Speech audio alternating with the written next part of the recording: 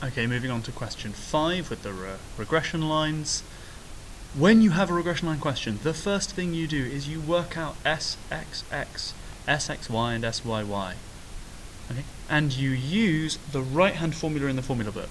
That's sigma xi squared minus nx bar squared or minus sigma x all squared over n. I don't mind which you use, which version of that, but you must use the right-hand one. Don't use the one that involves xi minus x bar.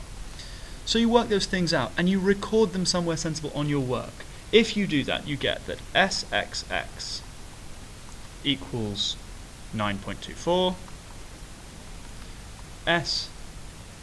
SYY is 9.076. Sorry, try writing a bit more neatly. And SXY is negative. SXY is minus 4.624. Okay, now you can start doing the question, but you record those somewhere sensible.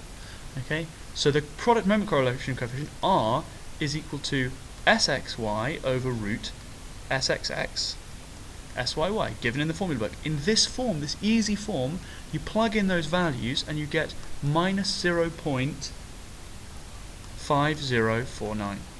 Okay, minus 0.505 to 3SF. Okay, and then that is indeed in that range. The next bit.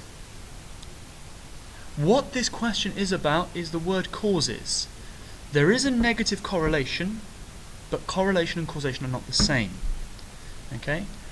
If you just say correlation does not imply causation, that could be parroted, so you must use the context. So you need to say something like the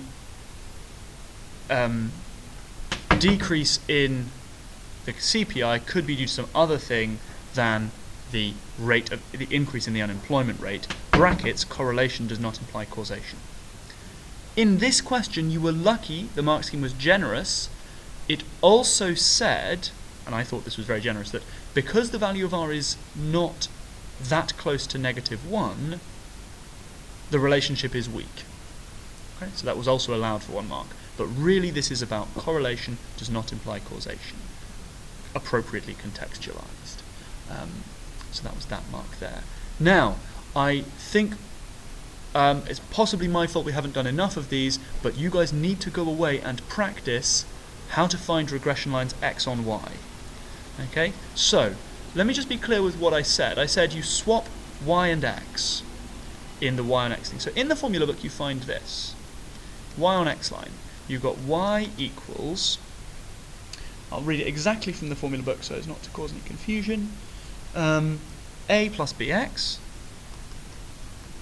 where b equals sxy over sxx, and a equals y bar minus bx bar. Okay, so now I'm going to write in green the corresponding formulae for the x and y regression line. What I'm going to do is swap x and y. So that's x equals a plus b y, where b equals s yx, that's the same as sxy, s yy, and a equals x bar minus b y bar. Okay, that's it. You swap x and y, but you swap x and y everywhere. You don't swap x and y just in some places. Okay, so a lot of you lost marks in this question because although you calculated b correctly, you then charged ahead and calculated a incorrectly. Okay, so if you plug all these things in, using the values up here that you've neatly calculated, you'll discover the equation, which is x is minus 0.51 y plus 8.6 to 2SF. Okay?